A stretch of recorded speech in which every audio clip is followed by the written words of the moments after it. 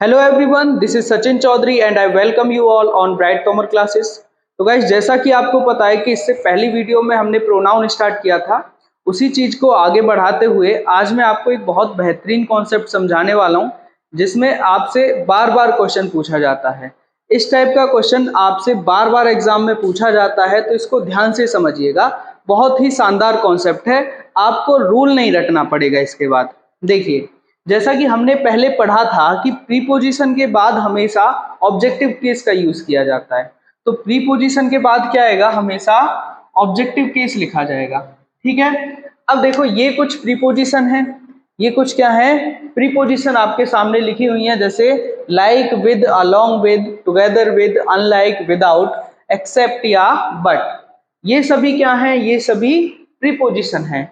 अब देखिएगा, अब देखिए सेंटेंस कैसा पूछा जाएगा आपसे, एग्जाम में क्या क्वेश्चन पूछा जाता है और आपको इसे रटना कैसे पड़ता है, दोनों बातें समझाता हूं। देखो, मैंने बोला Rahul with his friends have gone to the office. ध्यान से समझिएगा। अब यहां देखोगे तो राहुल क्या है, एक नाउन है जो किसकी तरह काम कर रहा है, सब्जेक्ट की तरह काम कर रहा है। आगे आपने देखा ये है, ये प्रपोजिशन हो गया और इसके बाद ये क्या लिखा है, इसका ऑब्जेक्ट। क्या लिखा है भाई, ये इसका ऑब्जेक्ट लिखा है। ठीक है, अब ध्यान से समझिए। आगे आपने लिखा हैव, आगे आपने लिख दिया हैव। अब देखेंगे तो राहुल क्या है, आपका सब्जेक्ट है, ये है आपकी प्रपोजिशन और ये इसका ऑब्जेक्ट। अब आप मुझे एक बात बताइए कि आप जो हेल्पिंग वर्ब यूज करते हैं भाई, जो आप हेल्पिंग वर्ब सेंटेंस में यूज करते हैं, वो सब्जेक्ट के अकॉर्डिंग यूज करते हैं या ऑब्जेक्ट के अकॉर्डिंग? तो आप बोलेंगे कि हम सब्जेक्ट के अकॉर्डिंग हेल्पिंग वर्ब यूज करते हैं। तो आपने यहां देखा कि सब्जेक्ट कौन है, राहुल। अब राहुल कैसा सब्जेक्ट है, सिंगुलर। तो राहुल अपने साथ हेल्पिंग वर्ब भी कैसी लेगा, सिंगुलर हेल्पिंग वर्ब लेगा। कैसी हेल्पिंग वर्ब लेगा भाई, सिंगुलर। तो हैव नहीं, क्या होना चाहिए था यहाँ, हैज का यूज करते हैं। ठीक है, अब इसी चीज को कैसे रटवा देते हैं टीचर, वो बोलेंगे कि जब भी आपको ये सभी वर्ब दे रखी हो तो हमेशा हेल्पिंग वर्ब उससे पहले वाले सब्जेक्ट के अकॉर्डिंग आएगा। तो ये सब रटने की जरूरत ही नहीं है, आपको कॉन्सेप्ट पता होना चाहिए कि प्रीपोजिशन के बाद हमेशा ऑब्जेक्ट लिखा जाता है और हेल्पिंग वर्ब हमेशा सब्जेक्ट के अकॉर्डिंग आती है, ना कि ऑब्जेक्ट के अकॉर्डिंग। अब देखिए, इसी कॉन्सेप्ट के ऊपर ये सारे क्वेश्चन लिखे हुए हैं, सभी को डिस्कस करते हैं। जैसे हमने यहां देखा, he along with you have to take the risk. तो सब्जेक्ट कौन है भाई, ही। कैसा सब्जेक्ट है, सिंगुलर सब्जेक्ट। आगे अलोंग विद क्या है, एक प्रपोजिशन है, और इसके बाद ये यू क्या है, इसका ऑब्जेक्ट। यू क्या हो गया, इस प्रीपोजिशन का ऑब्जेक्ट हो गया। तो आगे आने वाली जो हेल्पिंग वर्ब होगी वो किसके अकॉर्डिंग आएगी, ही के अकॉर्डिंग। तो ही के लिए हैज होगा, ना कि हैव। आगे समझिएगा। नेक्स्ट है, there are no dispute between she he and she. There are no dispute between he and she. चलिए समझ लेते हैं भाई। यहां देखो, there are no dispute between he and she. अब यहां से समझिएगा, आपको कल की क्लास में या इससे पहले जो क्लास हमारी हुई थी उसमें मैंने बताया था कि बिटवीन क्या है, एक प्रपोजिशन है। अब आगे देखोगे तो यहां लिखा है ही और यहां लिखा है सी। तो इसके बाद क्या आएगा भाई, इसके बाद लिखा जाएगा ऑब्जेक्टिव केस। और ऑब्जेक्टिव केस क्या होता है, ऑब्जेक्टिव केस होता है हिम, ना कि ही। अब कंजक्शन एंड के बारे में भी आपको बताया था कि कंजक्शन एंड जो होता है वो हमेशा सेम चीजों को ऐड करने का काम करता है।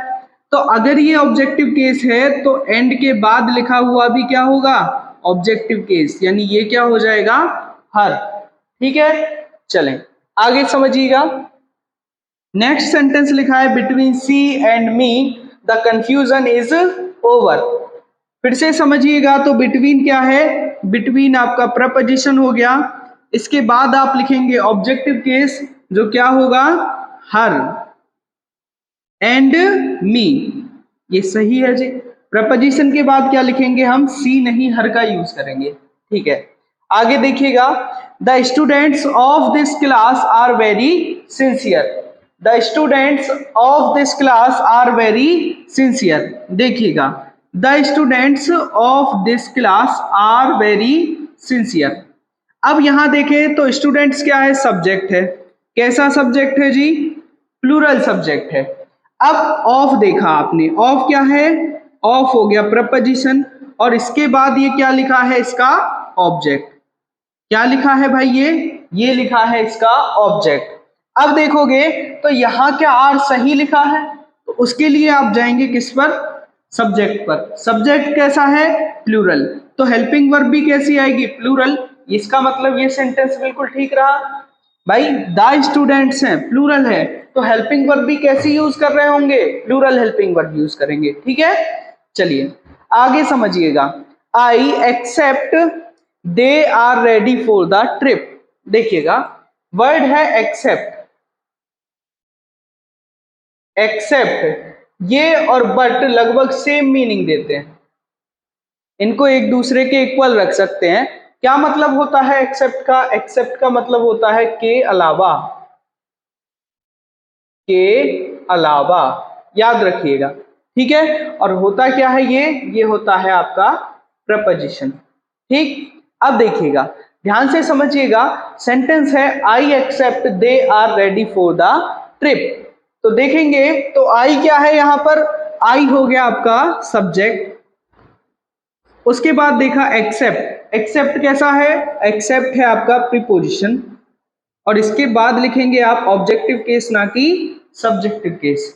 भाई प्रपोजिशन के बाद क्या आना चाहिए, ऑब्जेक्टिव केस, और दे क्या है, सब्जेक्टिव केस है, और दे का ऑब्जेक्टिव केस होता है देम, यानी देम आपका बिल्कुल करेक्ट हो जाएगा।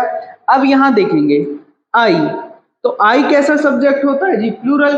अब प्लूरल है तो हेल्पिंग वर्ब भी कैसा आ रहा होगा, प्लूरल। देखो आर का यूज किया है, बिल्कुल ठीक है। आगे समझिए, Neha but I am allowed to go, Neha but I am allowed to go. अब यहां समझ लो बट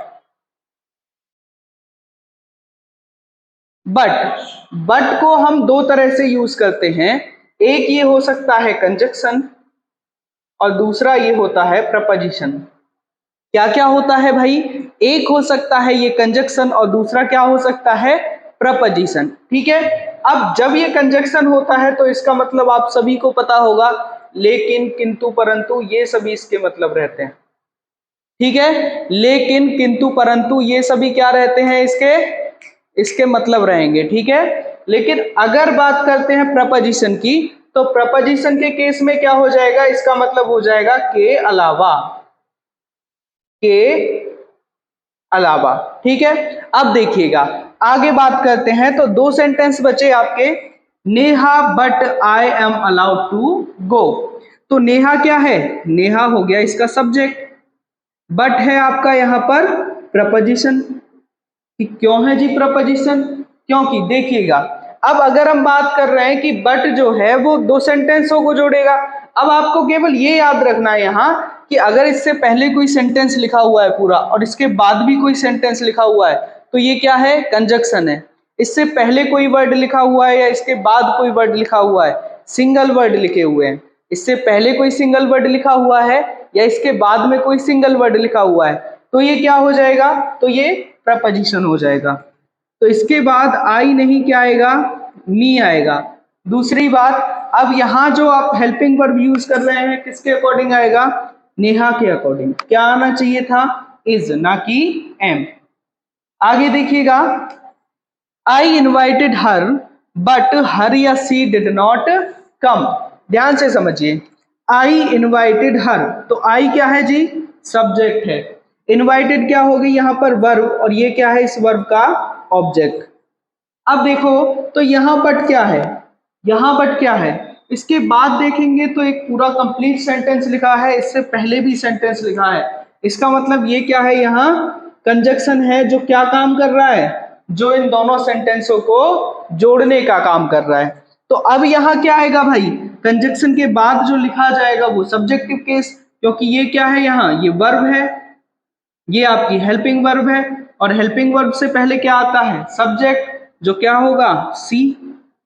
ठीक है, चलिए अभी ये प्रीपोजिशन कॉन्सेप्ट आपको अच्छे से समझ में आ गया होगा। अब इसको आपको रटने की जरूरत नहीं है, और इससे एग्जाम में क्वेश्चन बहुत ज्यादा बनते हैं। अब आगे हम समझते हैं कंपैरेटिव केस के बारे में।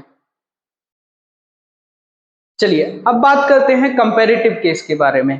कंपैरेटिव केस में क्या होगा, देखिए कंपैरेटिव केस में क्या होता है कि इसमें कंपैरिजन को दिखाया जाता है। तो सबसे पहला पॉइंट आपने जो याद रखना है कि जो कंपैरिजन होता है, जो कंपैरिजन होता है वो कैसा होता है भाई, लाइक वाइज होता है, यानी कंपैरिजन हमेशा समान चीजों का होगा। अब ऐसा नहीं है कि आप किसी इंसान की तुलना करने लग जा रहे हैं किसी कुत्ते से, तो ये पॉसिबल नहीं है। यानी किसी इंसान की तुलना करनी है तो आप किसी दूसरे इंसान से ही करेंगे। तो ये याद रखिएगा कि जब भी हम कंपैरिजन कर रहे होंगे सब्जेक्टिव केस का, तो किससे कंपेयर करेंगे, दूसरे सब्जेक्टिव केस से करेंगे। अगर ऑब्जेक्टिव केस को हम कंपैरिजन कर रहे हैं तो ऑब्जेक्टिव केस से ही करेंगे, ठीक है, याद रखिएगा। दूसरा पॉइंट क्या याद रखना है कि आप देखोगे तो हमने क्या लिखा, सब्जेक्ट 1, उसके बाद क्या देखने को मिलता है आपको, कोई कंपैरेटिव वर्ड देखने को मिलेगा, उसके बाद सब्जेक्ट 2 और उसके बाद क्या देखने को मिलता है, हेल्पिंग वर्ब। तो जो हेल्पिंग वर्ब आती है वो किसके अकॉर्डिंग आती है, वो आएगी सब्जेक्ट 1 के अकॉर्डिंग। किसके अकॉर्डिंग आएगी भाई, सब्जेक्ट 1 के अकॉर्डिंग आएगी। और हमने यहां पर क्या लिखा है, सब्जेक्ट 2 लिखा है। क्यों लिखा है, क्योंकि कंपैरिजन सब्जेक्ट से सब्जेक्ट का होगा। यहां अगर सब्जेक्ट है तो ये भी क्या होगा, सब्जेक्ट होगा, और ये क्या दिखा रहे होंगे, कंपैरिजन दिखा रहे होंगे। अब इसके ऊपर कुछ सेंटेंसेस लिखे हैं, इनके बारे में देखिएगा। I more than him are interested. देखिएगा हमने बोला आई, जो सब्जेक्ट हो गया, मोर देन क्या दिखा रहा है, कंपैरिजन को दिखा रहा है। अब यहां देखोगे तो क्या है, ये हिम, ये हो गया ऑब्जेक्टिव केस।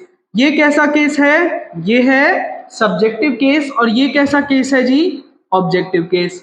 तो सब्जेक्टिव केस का कंपैरिजन ऑब्जेक्टिव केस से नहीं हो सकता, इसीलिए यहां क्या होना चाहिए था, यहां होना चाहिए था ही।